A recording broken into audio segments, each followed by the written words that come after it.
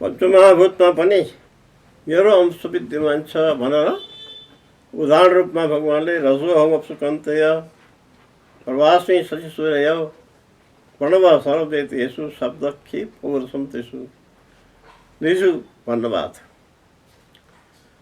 जलमा रस रूपले, चन्द्र सूर्यमा प्रवाह रूपले, कान्ति रूपले, सम्पूर्ण वेदमा प्रणव रूपले गर्दै अगाडिको श्लोकमा पुण्यो गन्ध प्रतिव्याम छ। पृथ्वीमा सुगन्ध जुन छ, सुगन्ध रूपले म विद्यमान छु। पृथ्वीमा भएको सुगन्ध भगवानको अंश हो। अग्निमा तेज रूपले, प्रकाश रूपले विद्यमान छु म भन्नुहुन्छ भगवान। तेजस्वास्मि विभावसौ जीवनम सर्वभूतेषु,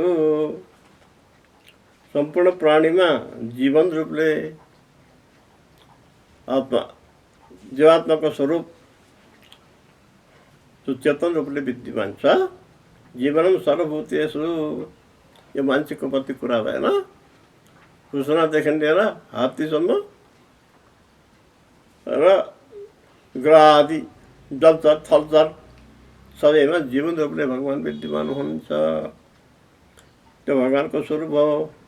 तपस्यासु तपस्वीषु, जो तपस्वी छन् साधकहरू उत्कृष्ट ऋषि रूपमा विद्यमान।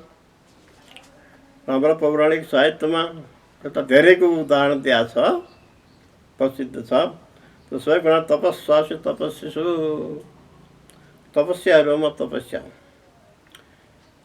भनेर यसरी 2-4वटा उदाहरण दिएर अन्त्यमा भगवान के भन्नुहुन्छ भने बीजम माम सर्वभूतानां विद्धिपार्थ बुद्धिपार्थ सनातनम बुद्धिमतामस्मि तेजस्तेजस्विनामहम्। सम्पूर्णको म बीज रूपमा विद्यमान छु। वृक्ष वनस्पतिको पनि बीज होला, मानिसको पनि बीज छ, बीजबाट पैदा हुने किसिमको कुरा सारा बीज म छु। किन कुनै कुरा पैदा हुनु पर्यो भने त्यसको बीजको आवश्यकता पर्ने हुन्छ नि, बिना बीज पैदा हुँदैन। त्यसो हुनाले मानिसको उत्पादनको बीज शुक्र शोणित भन्छन्। पुरुष अंश र नारी अंशको त्यो मेलन भएपछि गर्भधारण हुने हुन्छ। त्यसो भएको हुनाले सर्वत्र म बीज रूपले विद्यमान छु। बीज वीरेन्द्रियाणि च, बीज भने कारण रूपमा भनौँ, त्यो रूपमा विद्यमान छु। अब सांसारिक मान्छेहरूमा पनि, प्राणीहरूमा पनि कोही सामान्य बल भएका हुन्छन्, कोही त्योभन्दा उत्कृष्ट हुन्छ, कोहीको चाहिँ धेरै बलवान हुने खालका हुन्छन्। अब जमिनमा रहने प्राणीमा हात्तीको बल सबभन्दा माथिल्लो मानिन्छ, त्यस्तै घोडाको पनि बल त्यस्तै मानिन्छ। अब मान्छेमा पनि आएर कोही ज्यादा बलवान हुन्छन्। त्यसो कारण बलम बलवताम चाहम, बलवानमा बल रूपले र काम राग विवर्जितम धर्माविरुद्धोलेशु। अब कामना धर्म अर्थ काम मोक्षको रूपमा, काम पनि एउटा पुरुषार्थभित्र पर्दछ, जसको अधिष्ठाता कामदेव भनिन्छ। प्रत्येक व्यक्तिको उमेर बढ्दै गएपछि त्यो काम स्वतः प्रकट हुन्छ। त्यसको शमनका निमित्त वैवाहिक जीवनमा प्रवेश गर्ने आदि किसिमको कुरा हुन्छन्।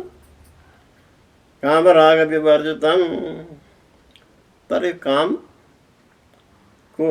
प्रयोग जुन छ त्यो चाहिँ अलिकति स्थिर, अलिकति व्यवस्थित रूपमा हुनुपर्छ। व्यवस्थित रूपमा कामको प्रयोग भयो भने त्यो मेरो स्वरूप हुन्छ। धर्माविरुद्ध कामेषु, तिथिमितिदेखि लिएर अवस्था विशेषसम्मलाई ख्याल गरेर प्रयोग भयो भने त्यो काम चाहिँ मेरो स्वरूप हुन्छ। अब अगाडि भन्नुहुन्छ भगवान, उदाहरण दिएर त कति साध्य र विश्व ब्रह्माण्डमा कति कुरा छन्, कति कुरा छन्। भगवान मूल रूपमा के भन्नुहुन्छ भने प्रत्येक वस्तु जुन छ त्यो त्रिगुणात्मक हुन्छ। सत्व रज तम, भनौँ एउटा स्याउरा ल्याउँ, त्यसमा सात्विक गुण, राजस गुण, तामस गुण तिनवटै हुन्छ। त्यो खाएपछि स्वस्थ व्यक्तिलाई तागत दिने हुन्छ, स्वादिलो पनि हुन्छ त्यो कुरा। त्यो सात्विक रूपमा त्यसलाई पक्र भयो, कोहीलाई त्यो स्याउ खानु पनि नहुने हुन्छ, स्वास्थ्य नै नदिने खालको। त्यसरी खाना नपाएपछि अर्को व्यक्ति चाहिँ मुग्ध बन्छ, उसले खाए त्यसरी मैले खानु पाइनँ भनेर। सत्व रजतमको उदाहरण हो। ये चैव सात्विका भाव राजसा तामसा सते मत्त एवेति तान विद्धि। त्यो सत्व रजतम कहाँबाट आएन? मैबाट आएको। किनभने सबैको बीजमा सर्वभूतानां भनेर सबैको बीजमा मान्ने भण्डव्याएको हुनाले कुनै पनि वस्तु अस्तित्वमा कुनै आएको देखिन्छ भने त्यसमा कारण भगवानै हुनुहुन्छ। त्रिविध गुणमय भावै हेरेवी सर्वमिदं जगत्। यो संसार जुन छ विश्व ब्रह्माण्ड यही त्रिगुणात्मक छ। यो पनि मोहितं नाभिजानाति मामेभ्य परमव्ययम्। तर मूढ मान्छे जुन छन् नि, गहिरो विचार नभएका मान्छे, यो प्रकृति हो, नेचर हो। यो पानी किन चिसो भएको नेचर हो, घाम किन तातो भएको पनि नेचर हो। तर त्यसको चाहिँ मूल कारण के छ भन्ने कुरा ऊ सम्झन सक्दैन। मोहितं नाभिजानाति माम। तर के छ भने मबाट यसरी सारा उत्पादन भएको छ भने म त्यसमा टाँसिया छु त? होइन, छैन। माम एभ्य परम अव्ययम्। म ती सबभन्दा माथि छु। फेरि कस्तो विचित्र, भगवानबाटै पैदा भएको हो तर भगवानको सम्बन्ध चाहिँ त्यहाँ जोडिया छैन। अंश अंशकै जोडिया भयो, गन्ध भयो, रस भयो, प्रकाश भयो। तर म चाहिँ नि अव्ययम, त्योभन्दा सबभन्दा माथि छु, अव्यय रूपमा विद्यमान छु म। अब यसमा कारण के हो त भन्दा एउटा त उदाहरण आफूले दिनुभयो भगवानले भने त्यसमा माया पनि कारण छ। वेदान्त दर्शन, सांख्य दर्शन, न्याय दर्शन आदिमा वेदान्त दर्शन त्यसलाई माया भनिएको छ। मायां त प्रकृतिं विद्यात् मायिनं त महेश्वरम्। अब यो माया अज्ञान पनि भनिएको छ। अज्ञानं तु शतशतभ्याम् अनिर्वचनीयम् सुख विरोधी भाव रूपम यत्किञ्चित् वदन्ति। त्यसको स्वरूप कस्तो हुन्छ भने त्यो सत पनि होइन, असत पनि होइन। सत भयो भने नाश नहुने हुन्छ, असत भनौँ भने असतबाट के पैदा हुनु, अनिर्वचनीय भनिएको छ वेदान्तमा। सांख्य दर्शनमा त्यसलाई प्रकृति भनिएको छ।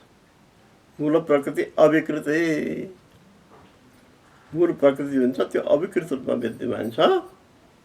उसबाट महत्त्व त पैदा हुन्छ, त्यसबाट अरू तत्त्वहरू पैदा हुन्छन्। न्याय दर्शनमा त्यसलाई अदृष्ट भनिएको छ। त्यसो भएको हुनाले यो दैवी यसा गुणमयी म माया दुरत्या, दैवी गुण रूपमा प्रसिद्ध महामाया, मायाको रूपमा विद्यमान त्यो कस्तो छ अरे भने दुरत्या। ए मलाई छोडिदे, मेरो पछि नराख, मलाई छुँदै नछो भन्यो भने त्यसै भन्दैमा छोड्नेवाला होइन। यति बलवान बलवती छ त्यो माया, हरेक प्राणीलाई त्यसले आकर्षण गरेको छ। त्यसो भएको हुनाले अब त्यो मायाको सङ्गमा रहन्छ के हुन्छ, व्यक्ति अज्ञानी रहन्छ, ज्ञानको स्थितिमा पुग्दैन त्यो व्यक्ति, त्यसको उत्तम गति प्राप्त हुँदैन मायाको सँग हुन्छ। कुन अवस्थामा मायाबाट मुक्त बन्छ त भन्दा माम एव ये प्रपद्यन्ते मायाम एतं तरन्ते ते। जो मेरो शरणागत हुन्छ, भगवान म यो मायाको संसारमा विद्यमान छु, त्यसो भएको हुनाले संयोग वियोग अनुकूल प्रतिकूल सारा भोगिरहेको छु, मायाबाट मलाई छुट्याइदिनु पर्यो भनेपछि बल्ल भगवान्ले चाहिँ छोड त्यसलाई भनेपछि मात्रै माया छुट्छ, न त छुट्दैन। साधकभन्दा साधक ठुलोभन्दा ठुलो व्यक्ति पनि मायाको अधीन हुन्छ भनेर दुरत्य शब्द भगवान्ले यहाँ प्रयोग गर्नुभएको छ। दुस्तर त्यसै नछुट्ने त्यसबाट। अब अगाडि भगवान् भन्नुहुन्छ नमाम दुष्कृतनो मूढा प्रपद्यन्ते नराधमा माया परितज्ञान आसुरम भावमाश्रिता। दुष्कर्म गर्नेवाला जो व्यक्ति छ अनि अब तीर्थस्थानले मलाई प्राप्त गर्न सक्दैन, किनभने माया परितज्ञान, मायाले गर्दाखेरिमा तिनीहरूको ज्ञान समझदारी ढाकिया हुन्छ। अब मायाको बसमा ज्यादा भएपछि पौराणिक साहित्यमा रावण कुम्भकर्ण जस्ता साराको स्वभाव वर्णन भएको छ, ग्रन्थ निर्माण भएको छन्। त्यसका निमित्त भागवत पनि त्यही प्रकारको कि ज्यादा मायाको अधीनमा भएको भएको हुनाले माया परित ज्ञान, त्यो मायाले ज्ञान अपरित भएपछि के गर्छ? आसुरी स्वभाव हुन्छ त्यसको। दैवी स्वभाव र आसुरी स्वभाव प्रसिद्ध छन्। दैत्य दानव आदि ज्यादा आसुरी स्वभावका हुन्छन् भने मानिसमा कि दैवी स्वभाव पनि हुन्छ कि आसुरी पनि हुन्छ। जसको अनुसरण ज्यादा गर्छ त्यसको चाहिँ आसुरी भावबाट दैवी भागमा पुग्दछ। गीता सुनाउँदाखेरिमा अन्त्यमातिर भगवान्ले भन्नुभएको छ मासुच सम्पदम दैवीम अभिजातोषि पाण्डव अर्जुन पाण्डव। तिमी शोक नगर, किनभने तिमी दैवी सम्पत्तिमा जन्मेका छौ। हुन त व्यासका वीर्य हुन् धृतराष्ट्र पाण्डव आदि, उनका सन्तान अझै आसुरी स्वभावका छन्।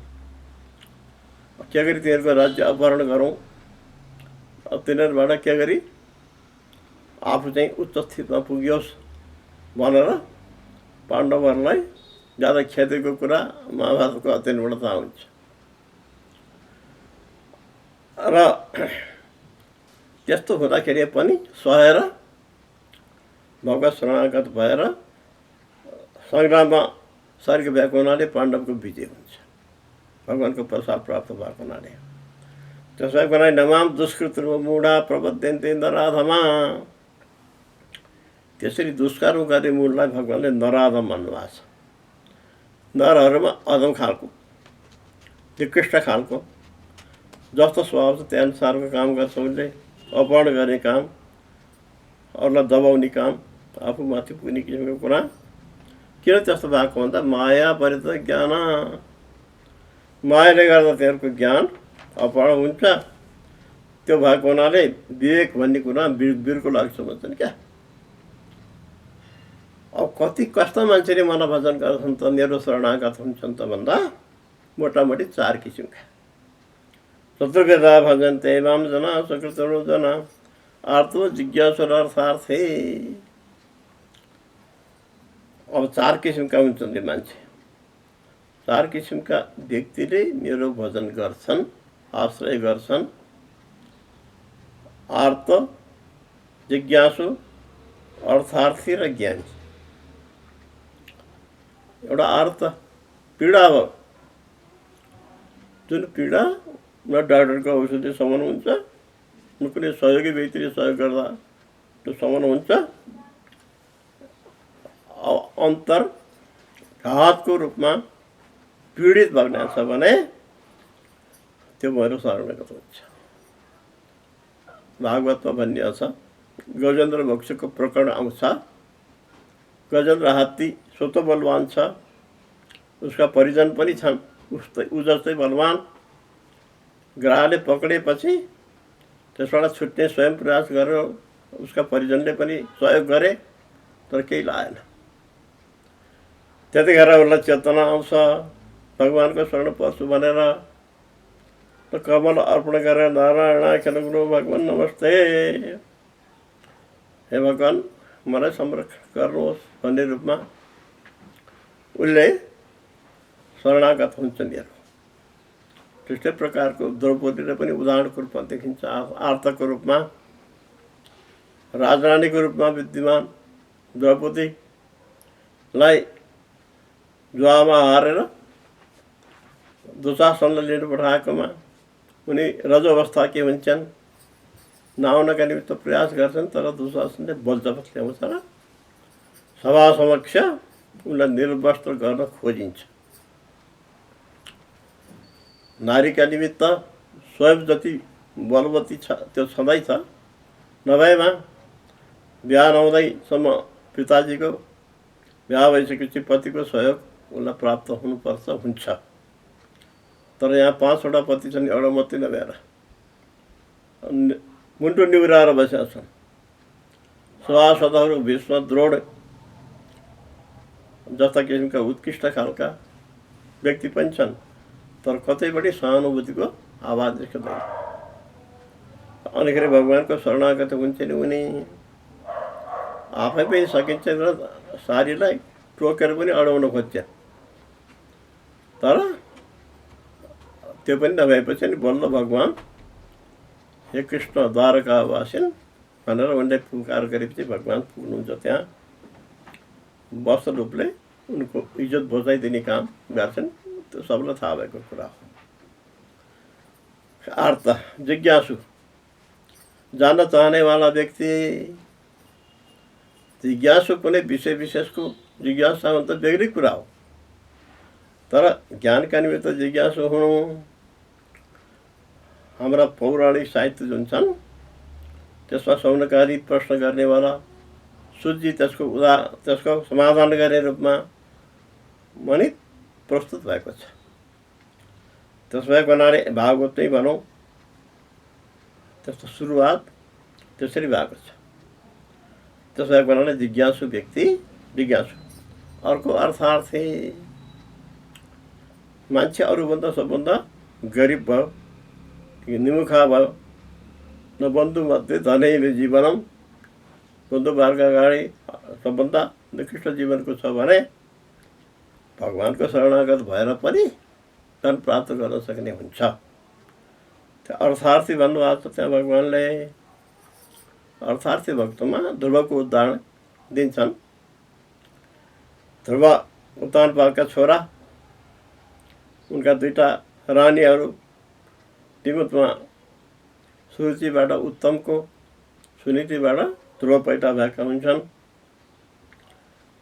राजा चाहिँ अलिकति कान्छी रानीबाट बसीभूत भएका छन्। उनको अगाडि हत्तपत्त बोल्न नसक्ने खालको एकपल्टको कुरा। उत्तम पिताजीको काखमा स्वार्नी ओर्लिने, पिताजीको काखमा लडीबुडी गर्नेवाला प्रहलाद, ध्रुव त्यो देख्छन्। उसलाई पनि रहर लाग्छ। 5 वर्षको अवस्था छ, पिताजीको काखमा उक्लिन पाए त कति हुन्थ्यो भनेर उसलाई नै प्रयास गर्दा सौतिनी आमाले बागबाण छोडिन्। ए के दुस्साहस गर्दैछस्, पिताजीको काखमा रहनका निमित्त त, चढ्नका निमित्त त भगवानको भक्ति गरेर मेरो घरबाट पैदा हुनुपर्छ, अनि मात्रै पाइन्छ। भने चाहिँ त्यो बागबाणबाट पीडित भनेर रुँदै आमा कहाँ पुग्छन्, सुनीति कहाँ। उनले पनि समर्थन गर्छन्, ठिक हो बाबु। त दुर्भागा भन्ने शब्द प्रयोग भएको छ। म अभागिनीको कोखबाट पैदा भयो, त स्वयंले केही उपलब्धि गर्दछ भने भगवानको शरणागत हुनुपर्छ। त्यसको निमित्त तिनी प्रयासरत रह भएपछि उनी घर छोडेर निस्कन्छन्। नारदजीले फर्काउन खोज्छन् र उनी फर्कन तयार हुँदैनन् र उनले भगवानको मन्त्र दिन्छन्, ओम नमो भगवते वासुदेवाय भनेर। त्यसैको जप गरेर 6 महिनामै उनले भगवानलाई खुसी पार्छ।